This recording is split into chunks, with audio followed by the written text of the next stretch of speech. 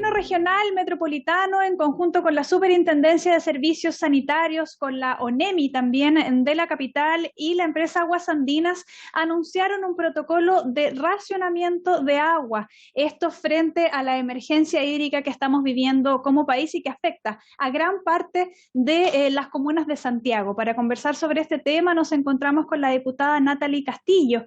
Ella es una diputada que representa al Distrito 5 de la región de Coquimbo, también pertenece al Partido Comunista y además es integrante de la Comisión de Recursos Hídricos. ¿Cómo está, diputada?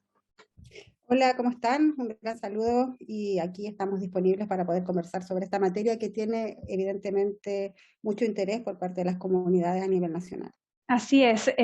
Diputada, sobre este anuncio de un protocolo de racionalización del recurso en la región de Santiago, no en la región metropolitana, ¿cómo evalúa usted, partiendo esencialmente sobre lo que ellos proponen, este acuerdo al que se llega finalmente intersectorialmente, que establece un mecanismo similar a lo que es el paso a paso, pero con respecto a la situación hídrica, es decir, alertas verde, amarilla y luego finalmente roja, en la cual se señalan cortes por cada cierta cantidad de días, por determinadas horas? ¿Cómo lo evalúa usted?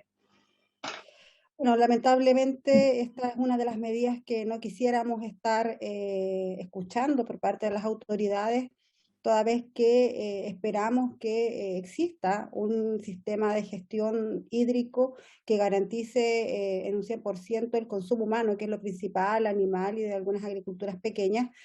Sin embargo, el límite que hoy día nos trae la desertificación y también todo lo que tiene que ver con la sequía y la escasez en nuestro país y también en esta zona importante del país, que concentra la mayor cantidad de población, obviamente tendríamos que estar expectantes de cómo funciona. Creo que, no, que es una de las medidas paliativas para poder superar el momento crítico que tenemos respecto de la disposición del recurso hídrico. Sin embargo, esperamos que este tipo de cortes o estos planes, ¿ciertos? Semaforizados en realidad, puedan efectivamente entregar una solución en un tiempo limitado. Yo creo que no se puede extender durante el tiempo una política de estas características, porque evidentemente tenemos que hacer una reforma estructural al sistema de cuencas y a la realidad hidrográfica que tenemos en nuestro país para así evidentemente garantizar el consumo y que no sean ciertas las restricciones las que obviamente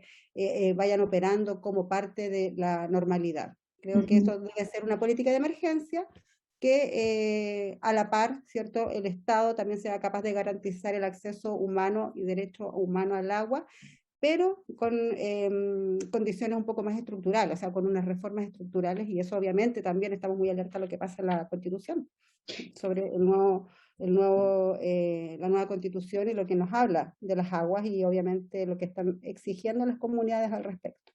Claro, este protocolo, señalar también, no es algo que se va a empezar a implementar ahora ya, sino que van a ir viendo las autoridades de la capital sobre cómo se podría llegar. Es como tener un plan de Un emergencia, ¿no? protocolo, sí, claramente.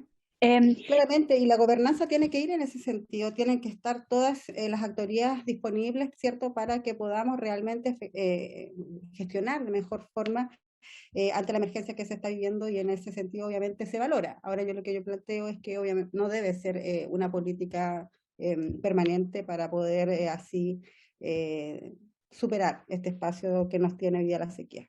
De todas maneras, además, diputada, ver también la perspectiva con respecto a que esto pasa en las zonas urbanas, ¿no? En las zonas urbanas, en la capital, ahora estamos visibilizando este posible escenario de racionamiento hídrico, pero en otras localidades del país ya existe este racionamiento y de hecho en muchas de las comunas que usted representa en su distrito y en otras más de otras regiones del país, hay zonas en las cuales se lleva agua con ciertas cantidades porque ya no tienen fuentes desde donde acceder directamente, entonces ya existe este racionamiento Sí. del agua, sí. Es un racionamiento, ya esta política viene desde hace al menos 10 años, yo diría que la sequía se instala, al menos en el secano de las regiones Atacama, Coquimbo, Valparaíso y la región que yo represento, que son las 15 comunas de la región de Coquimbo, nos encontramos hoy día en un estado de un decreto de catástrofe, ¿cierto? Que se renueva septiembre a septiembre. Esperamos que las autoridades, y así se lo hemos dicho también a los ministerios competentes, Agricultura y Ministerio de Obras Públicas, que se pueda renovar para mitigar un poco, ¿cierto?, las adversidades que sufren las comunidades respecto de la escasez hídrica, y como bien dice usted, existe, ¿cierto?, esta política de camiones aljibes, que es algo, es un día a día donde se garantiza, entre comillas, garantiza 50 litros de agua por personas diario. Eso podríamos decir que en la ciudad, a propósito de este protocolo que usted plantea, serían al menos, no sé, 2 minutos, 3 minutos en una ducha. Esa es la realidad y ese es el panorama que están viviendo las comunidades y que se va agudizando toda vez que sus actividades productivas han quedado stand-by, están paralizadas, y eso obviamente trae todas las externalidades como situación o brechas educacionales, brechas también en el tema del desarrollo propiamente tal, humano, y obviamente la mano de obra o el desempleo que se está viendo en las zonas, principalmente del secano, de la región de Coquimbo, Valparaíso, me imagino también, es una consecuencia de la sequía. Así que evidentemente eh, ya no resiste también este sistema de sistemas de agua potable rurales, los pozos se están secando y ese es el panorama. Por eso nosotras hemos pedido también al ministro de Agricultura y al ministro del MOP que vamos a tenerlo esta semana en la Comisión Hídrica, que podamos realizar, ¿cierto?, este estudio de cuencas, un panorama hidrográfico, y también tener un compendio de los recursos hídricos. Que eso no lo tenemos como Estado y que sería el primer paso para empezar a hablar de la gobernanza integrada de cuencas, que es un plan piloto que esperamos se pueda promover rápidamente como parte de la institucionalidad. Claro, además es muy importante porque me imagino que también en ese mismo escenario, en ese mismo estudio, se va a poder ver claramente la diferencia entre las realidades de las zonas rurales, que son principalmente las que están afectadas con estos racionamientos de agua, versus las zonas urbanas. Quienes vivimos en zonas urbanas estamos acostumbrados, uno abre la llave y siempre sale agua, que no es una realidad que tienen las personas que viven en estas otras zonas. Diputada, en ese aspecto, consultarle, por ejemplo, ¿cómo ve usted otra posibilidad que pueda afectar el racionamiento de las zonas urbanas y que tiene que ver con prevenir? Porque aquí los protocolos que conocíamos en Santiago habla de que cuando se comienza a ver un escenario complejo para poder entregar el suministro, se va a comenzar a restringir. Sin embargo, hay otras personas que señalan que quizás sería bueno comenzar a restringir desde ahora, pocas horas, por ejemplo, en donde no exista suministro, para evitar justamente llegar a zonas a momentos de emergencia. ¿Cómo lo ve usted?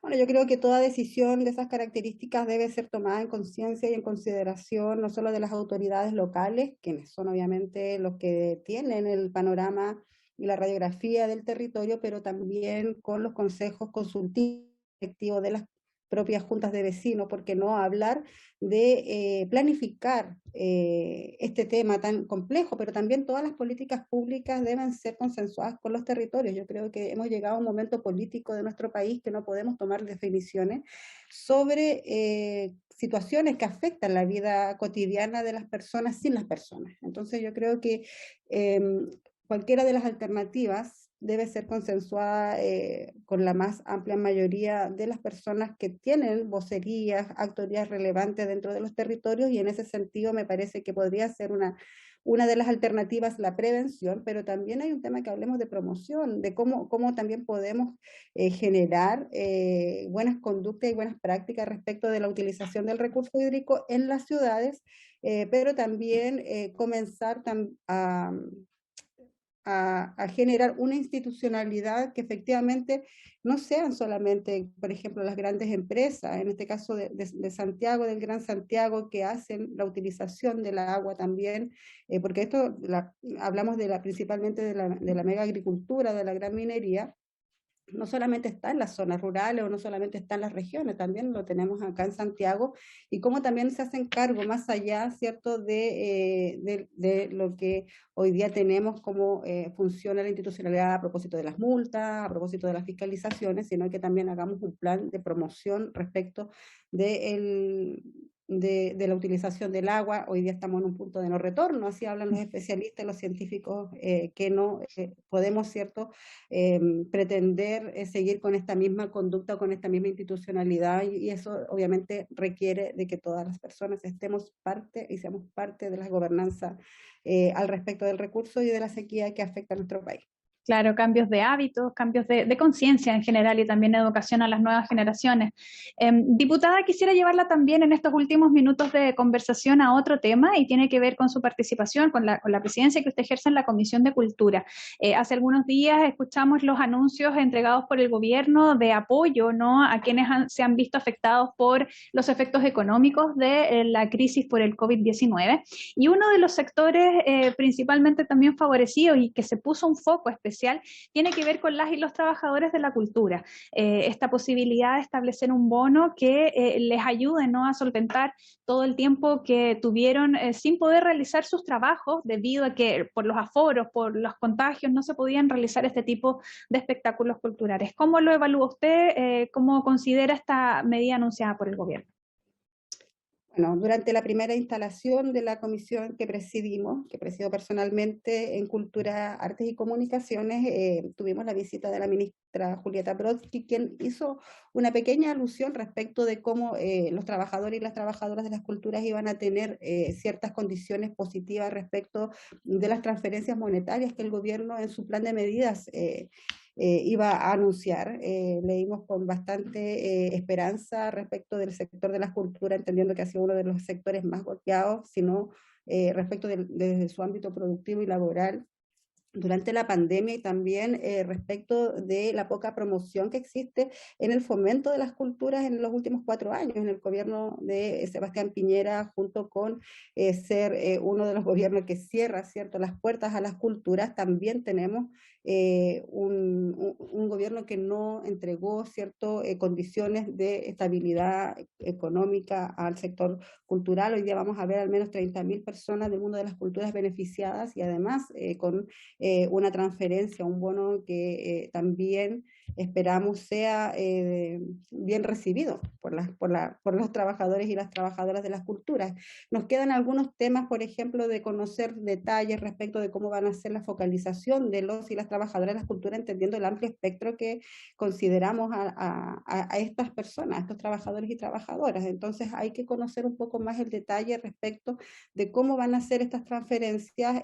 No son concursables, algo que también es súper positivo, porque también conocemos cómo funciona el sector de las culturas respecto de que todo es concursable, todo tiene que ver con un tema de fondos, y en este sentido, ¿cierto?, como una ayuda económica a su labor, a su trabajo, obviamente nos parece que es positivo.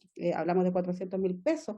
Sin embargo, queremos conocer ahí el detalle, y para eso obviamente vamos a oficiar y esperamos que nos puedan comentar en el corto plazo. Ahora obviamente nuestro apoyo y el trabajo conjunto que estamos realizando con el Ministerio de las Culturas, Arte y Patrimonio va en ese sentido, de poder ir conociendo bien cuáles son las medidas, y obviamente desde acá, desde nuestra comisión, vamos a tratar de instalar en nuestra agenda, en nuestra tabla, todos aquellos proyectos que vayan en esta dirección. Así es, sí. También un llamado que realizan desde el ministerio es a que las personas que podrían ser beneficiadas se informen a través de los canales oficiales, ¿no?, para evitar también cualquier otro conflicto y confusiones. Ahí podrían entrar a cultura.gov.cl quienes crean que pueden tener este beneficio. Muchas gracias, diputada, por este espacio de conversación y por ponernos al día también sobre estos temas que están en el debate de la ciudadanía. Que esté muy bien. Gracias. Chao, chao. Chao.